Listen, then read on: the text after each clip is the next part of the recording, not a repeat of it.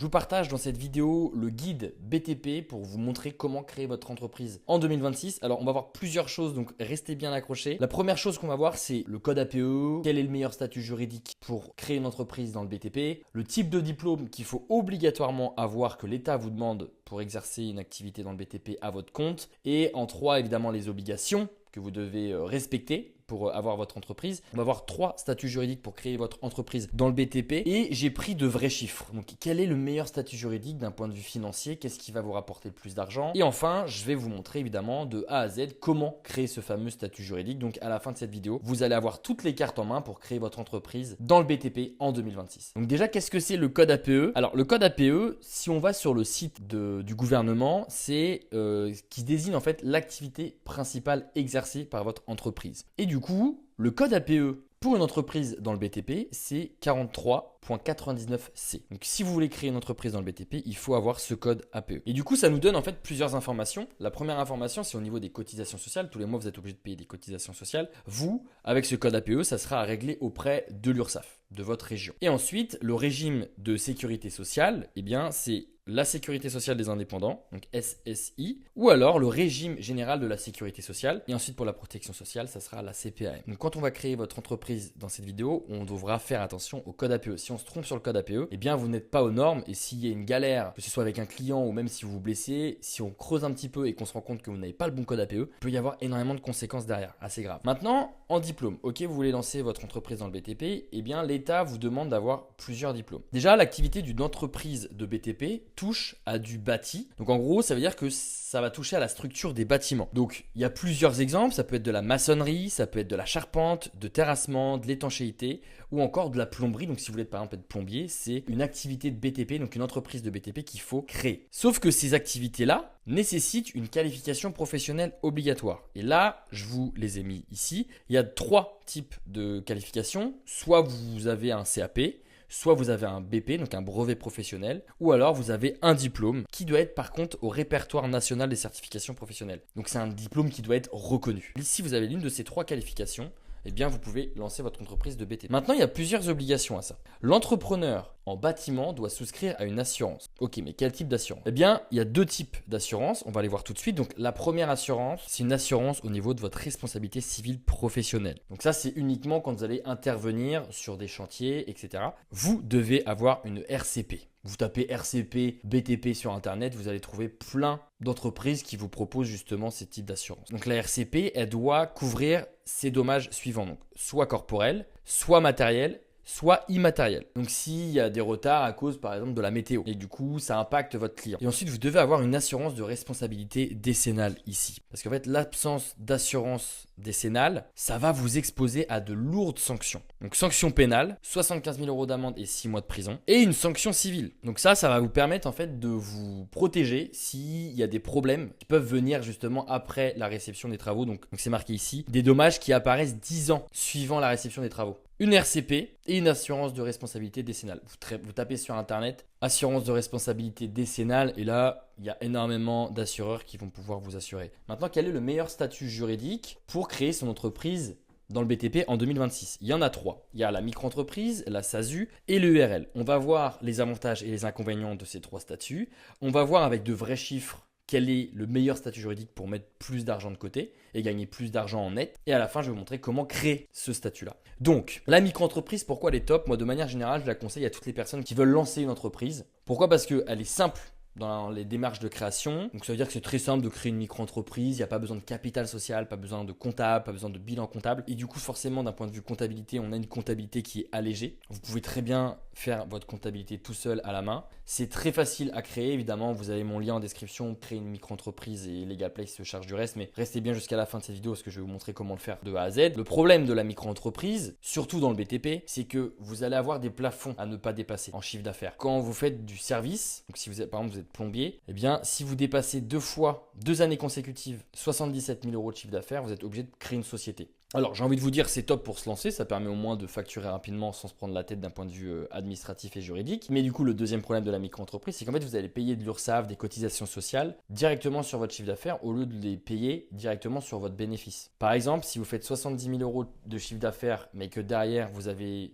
payé des prestataires, vous avez payé du matériel, etc. et que finalement vous avez peut-être fait que 50 000 euros de bénéfices, eh bien avec la micro-entreprise, vous allez payer de l'URSSAF sur les 70 000 et pas sur les 50 000 euros de bénéfices. Donc du coup, c'est un peu dommage. En gros, vous ne pouvez pas faire passer des frais professionnels directement dans votre micro-entreprise. Et enfin, c'est la pire couverture sociale. Donc si vous étiez salarié avant, vous aviez super couverture sociale. Mais j'ai envie de dire, c'est plus trop un problème maintenant en 2026 parce que vous pouvez trouver des assurances et des mutuelles assez facilement maintenant sur Internet. Donc ça, j'ai préféré quand même vous le rappeler, c'est pas forcément le plus gros problème de la micro-entreprise. Donc alors, la SASU et l'EURL, ce sont deux vraies sociétés. Ce qui est top avec la SASU, c'est que c'est très facile d'intégrer un associé, un investisseur ou même recruter un salarié. C'est aussi le régime fiscal le plus avantageux. C'est de loin le meilleur régime fiscal par rapport à la micro-entreprise ou le URL. Vous avez la meilleure couverture sociale. Et ensuite, c'est top pour se verser des dividendes. Donc par exemple, vous pouvez très bien vous verser un salaire, un petit salaire, un salaire correct, et tous les ans, vous prendre des dividendes. Par exemple, si vous voulez vous prendre 10 000 euros de dividendes, et bien sûr, ces 10 000 euros de dividendes, l'État va vous prélever 30%, qui vous reste 7 000 euros net dans votre poche. Les problèmes de la SASU, c'est que le coût de la création est élevé. Vous pouvez évidemment aussi la créer avec LegalPlace, c'est eux qui se chargent de tout le reste. Vous avez un mois de comptabilité offert avec mon code Louis15, donc profitez-en. Comme ça demande beaucoup de complexité de rédiger des statuts juridiques, eh bien forcément, les coûts de la création vont exploser. Et c'est pas forcément le meilleur statut juridique d'un point de vue comptabilité. Pourquoi ? Parce que là, vous êtes obligé de payer un comptable, d'avoir un bilan comptable, de déposer du capital. Donc en fait, tout ça, ça va engendrer énormément de frais. Donc forcément, c'est un statut qui a beaucoup de charges, contrairement à la micro-entreprise ou l'URL. Mais du coup, comme vous allez payer beaucoup de charges, c'est aussi pour ça que vous avez le meilleur régime fiscal, donc la meilleure couverture sociale. Ensuite, il y a évidemment l'URL. Donc là, ce qui est top, c'est que vous avez une responsabilité qui est limitée au montant de l'apport. Donc en fonction de l'apport que vous allez mettre pour créer votre société, donc votre URL, eh bien vous aurez une responsabilité limitée à ce montant-là. Ensuite, c'est pour moi le meilleur statut juridique pour se verser un plus gros salaire, contrairement à la SASU. Pourquoi ? Parce que vous êtes beaucoup moins taxé que la SASU. Ensuite, c'est une gestion assez simplifiée, beaucoup plus simple en fait que la SASU, un peu plus compliqué que la micro-entreprise, mais du coup ça a trois problèmes. C'est qu'il y a un manque de flexibilité contrairement à la SASU. La SASU, on l'a dit tout à l'heure, au niveau des statuts juridiques c'est le meilleur. Là le gros problème c'est que vous allez être considéré comme un travailleur non salarié, donc un TNS, donc le régime social est moins bon que le régime social de la SASU. Et évidemment comme la SASU vous êtes obligé de payer un bilan comptable, de payer un comptable, etc. Donc ça va demander un peu plus de frais que la micro-entreprise. Maintenant si on regarde les chiffres concrètement, en micro-entreprise, voilà ce que vous allez donner concrètement. Vous faites 50 000 euros de chiffre d'affaires, vous allez donner 50 000 euros de prestations de services à l'État. On vient venir vous prélever plus de 10 000 euros d'URSSAF, donc de cotisation sociale. En revenu net, ça vous fait 39 000, sauf que vous avez évidemment de l'impôt sur le revenu de à peu près 850 euros par an. Vous avez en net dans votre poche 38 000. Par contre, là, 50 000 euros, c'est 50 000 euros de chiffre d'affaires. Et du coup, après 50 000 euros de chiffre d'affaires, il vous reste en net dans votre poche. Vous n'avez plus rien à payer, vous avez 38 000 euros. Ça reste quand même assez convenable pour se lancer en tout cas. Maintenant, avec la SASU, là, cette fois-ci, c'est pas 50 000 euros de chiffre d'affaires, c'est 50 000 euros de rémunération totale. Donc, vous allez forcément payer plus avec votre entreprise parce qu'en fait, vous êtes salarié de votre propre entreprise. Donc, du coup, votre entreprise va payer aussi des charges patronales sur ces 50 000 euros qu'elle vous verse. Mais étant donné que la micro-entreprise, 50 000 euros de chiffre d'affaires, c'est considéré comme 50 000 euros de salaire parce qu'il n'y a pas de charge patronale, eh bien j'ai préféré prendre 50 000 euros ici de rémunération. Donc 50 000 euros de rémunération, vous allez payer plus de 21 000 euros de cotisation, donc d'URSSAF et de charges. Et ensuite, là vous allez avoir un salaire et sur ce salaire-là, vous allez donner en fait plus de 1 500 euros d'impôt sur le revenu. Donc en net, dans votre poche, il vous reste plus de 26 000 euros pour 50 000 euros de salaire. Maintenant, le URL, si on regarde, 50 000 euros de rémunération, c'est comme la SASU. On va donner beaucoup moins de cotisation, 15 000 euros contrairement à 21 000 euros. Donc une rémunération nette de 34 000 euros. Mais par contre, on va payer beaucoup plus d'impôts sur le revenu, 2 799. Mais finalement, en revenu net après impôt, eh bien, on a gagné 31 000 sur 50 000 euros de salaire. Contrairement à la SASU 26 000. Donc là, si on regarde 50 000 euros de chiffre d'affaires, 50 000 euros ici de rémunération pour le URL et la SASU, en vrai, pour se lancer, c'est mieux une micro-entreprise. À voir au début combien vous avez de charges, parce que forcément, sur ces 38 000 euros net, vous allez peut-être donner 15 ou 20 000 euros à des prestataires. Donc si vous voulez vous lancer rapidement, je vous conseille la micro-entreprise, de lancer votre business, de voir un petit peu ce qui se passe au bout de 3-4 mois, et ensuite de passer directement sur une création d'une SASU ou une création de URL, pour ensuite déduire des frais professionnels. Ça veut dire que vous vous versez un salaire, vous avez votre salaire net pour votre loyer, vos courses, etc. Et vous allez faire passer énormément de choses dans votre société. Par exemple, vous ne paierez plus l'essence. Le midi, vous pouvez très bien vous payer des restos, etc. pour faire passer ça dans votre société, etc.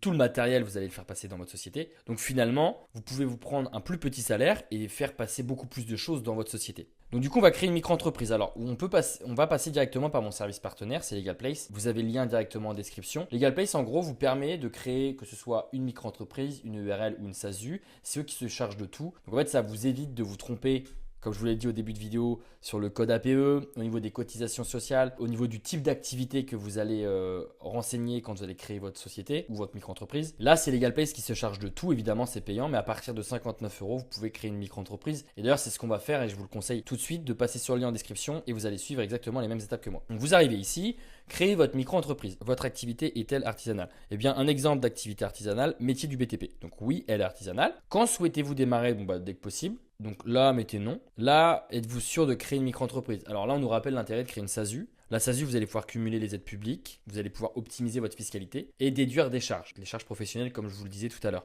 Le problème, c'est que là, vous faites 0 € de chiffre d'affaires pour le moment. Comme une SASU, ça coûte cher, il faut payer un comptable, un bilan comptable, etc. Peu importe votre chiffre d'affaires. Au début, je vous conseille de prendre le moins de risques possible, créer une micro-entreprise pour 59 €. Vous faites un petit peu d'argent, vous voyez comment ça se passe déjà et ensuite, en fonction du chiffre d'affaires que vous allez faire, eh bien là, ça sera intéressant de créer une société ou pas. Donc, créer une micro-entreprise. Où sera fixé le siège social de la micro-entreprise? Alors moi, je la domicilie chez LegalPlace uniquement parce que je n'habite pas à Paris et à Paris, la CFE est la CFE la moins chère de France. Donc si vous êtes dans d'autres villes, vous allez vous faire exploser d'un point de vue CFE. Donc hop, moi je suis de Bordeaux, donc je vais cliquer sur domicilier à Paris chez LegalPlace. Maintenant, hop, on est dans la construction et travaux ici. Là, quelle est votre identité? Renseignez bien vos informations, votre adresse email, votre numéro de téléphone. Et ici, qu'est-ce que vous recherchez? Moi, je cherche à lancer mon activité en déléguant toutes les démarches de création d'entreprise. Continuez. Là, LegalPlace prépare le dossier de notre micro-entreprise. Donc vous avez vu, ça va très vite. Hop, on arrive sur ce plan-là. Donc très sincèrement, ce plan-là suffit amplement. 59 €, vous allez avoir une micro-entreprise. Si vous voulez aller un peu plus loin avec le pack à 99 €, c'est que là, vous allez avoir l'obtention de l'ACRE, l'assistant juriste illimité. Donc en gros, vous allez pouvoir poser toutes vos questions juridiques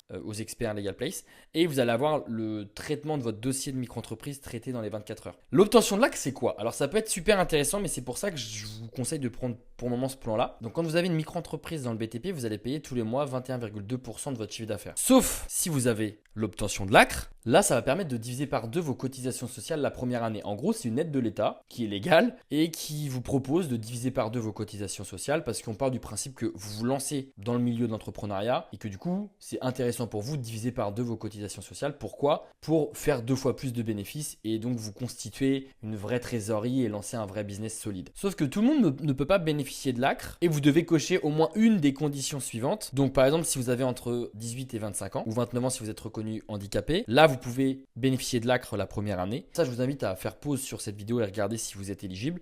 Si vous êtes éligible, très sincèrement, prenez ce plan-là, parce que du coup, vous allez diviser par 2 vos cotisations sociales la première année, donc payer 2 fois moins d'URSSAF. Si vous n'êtes pas éligible, prenez ce plan-là. Donc moi, je vais prendre ce plan-là parce que je suis éligible. Hop, je vais héberger évidemment ma micro-entreprise parce que moi, je suis à Bordeaux et du coup, ma micro-entreprise, je veux qu'elle soit Paris pour économiser jusqu'à 1000 € de CFE par an. Hop.